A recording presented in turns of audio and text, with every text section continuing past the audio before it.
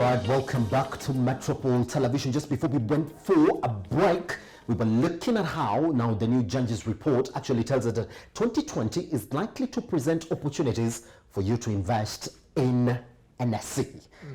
That's good, George. But our aim is really to look at what they're telling us. That the economy outlook in 2020, I just want us to break it from the cap on interest rates. I just want us to start from there and see whether they're telling us something that we did know or didn't really know. I mean, immediately after the cap was repealed, you saw exactly what the banking quarters were doing at NSE. Like, we didn't have a jump, the turnover was up that week especially. To and after, if you look at the 2 weeks, NSE was really, the turnover was really supported by a lot of activity in the banking sector, which I would like to think that up to now, yes, we're seeing the tier one banks are really pushing as well in early weeks of 2020, but it's bound to really slow down because we don't really see much in terms of banks predicting higher interest rates in terms of their facilities. For you, do you think the cap on interest rates is going to be a factor for the economic growth in 2020? It's going to be a major factor in the economic growth in 2020, albeit not with big margins. Our economy is going to grow, yes, but it's gonna be with very slight improvements in 2020. Let me just come back to the banking industry. When the interest rates were capped, most foreign investors shied away from the banking industry counters. Why? Because they didn't know how long this cap will take. Yes. What will the effect on the profitability of in the banking industry? As you realized in the previous 2 years when the cap was in place, most tier one banks reported slight growth in their profitability or flat growth in their profitability, but the tier two and tier three banks got hit hard in their bottom line.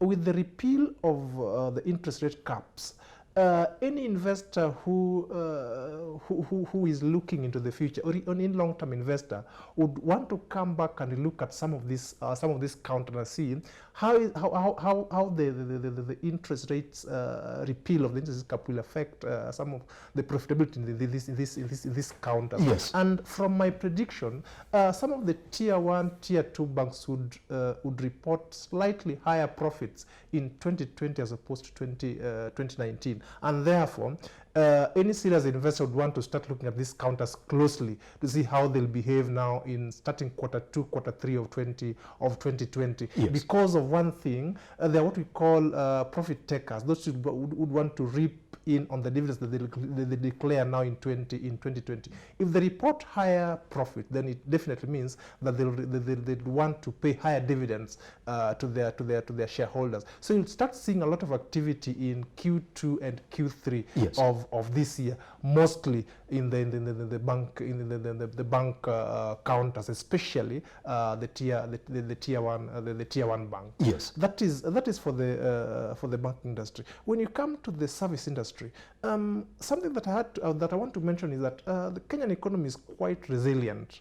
If you look at it vis-a-vis our neighboring economies, look at it vis-a-vis Uganda, Tanzania, Ethiopia, we are quite resilient. Even in 2019, when things were very bad, you realize that we didn't post very bad results in most of our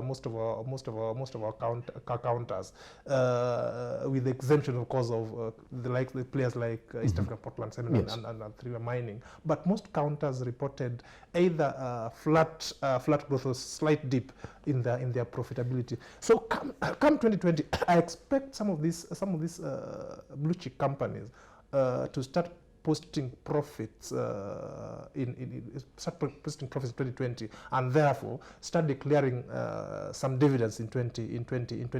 Yes. And that will be of interest to any investor who would want to come into this market. Let's leave alone the news that now for the very first time the first green bond has already been listed at the NSE, which actually makes it good for investor confidence at the boost. But I just want to look at exactly what Genjis are telling us. Look, they're telling us that some quarters, as we expect, if you look at the indexes that they're giving us, if you look at the NSE and the NSE 20 share index, they're telling us they're bound to actually post growth in 2020.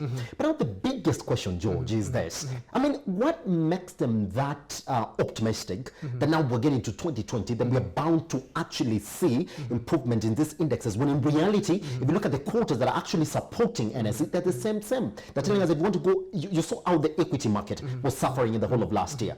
It's not really responded as we start in 2020. Whatever they're telling us, that the only thing that we've done is that we're predicting a growth in these indexes. So for you now, you can actually go and start investing it. But if you look at the companies they're telling you to actually go into, it's the same companies that have been holding the bulls for a very long time, the likes of EABLs and Safaricom.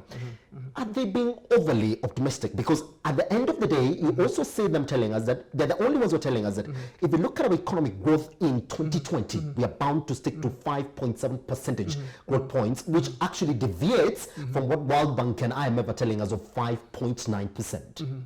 I think I would call them optimistic, but not overly optimistic. If you look at our growths in 2019, we did 5.6. If I had to go to 5.7, that's 0.1% jump year on year, which even me expect us to. They're just simply telling us that we will maintain our growth, or post a slightly higher growth than what we did in 2019. But that is dependent on two factors. If you look at government spending, is a very critical aspect in economic growth, and from the look of things, government spending is likely to go down in 2020. Isn't it? And if government spending goes down, then even private sector spending will go down, and therefore, even with the repeal of interest rate caps, then there will be the force of demand and supply. You have the liquidity, but where do you offload it to? Because then again, government wants to reduce its borrowing. So banks will be having liquidity, but where do they want to offload it? That will be the biggest challenge. And most banks probably would want to look at other economies outside of Kenya. That I think is what is the strategic minds of most of the bankers. But that notwithstanding, our economy, as I said, is resilient, and I expect it, even if we don't manage 5.7, 5.9, but at least we'll post something above 5 percentage points, 5.5. But that will depend much on how Treasury manages to cushion us against the shocks of our debt repayment. Central Bank has been able to manage the inflation levels quite well over the last 2 years, and I expect that to continue in the next financial years. If those are addressed, then I expect our growth to be over and above 5.5%. Yes. George, I beg that we leave it there, because yes, the central bank is telling us they actually don't expect that our inflation rate for this year would actually jump beyond the manageable 7% that they're talking about. They're saying that we'll keep it in between there. That on itself is positivity from our end to actually listening to. But the growth of the economy, people are still crying. It's up to us to actually see whether this is actually true or not. The equity market yet to respond again from 2019.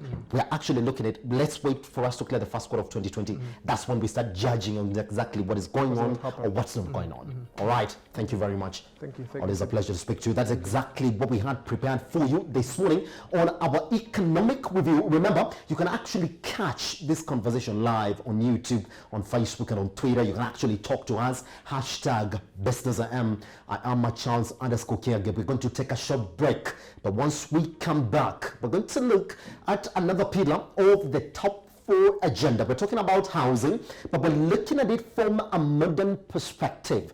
We're looking at it from cutting down the carbon footprint.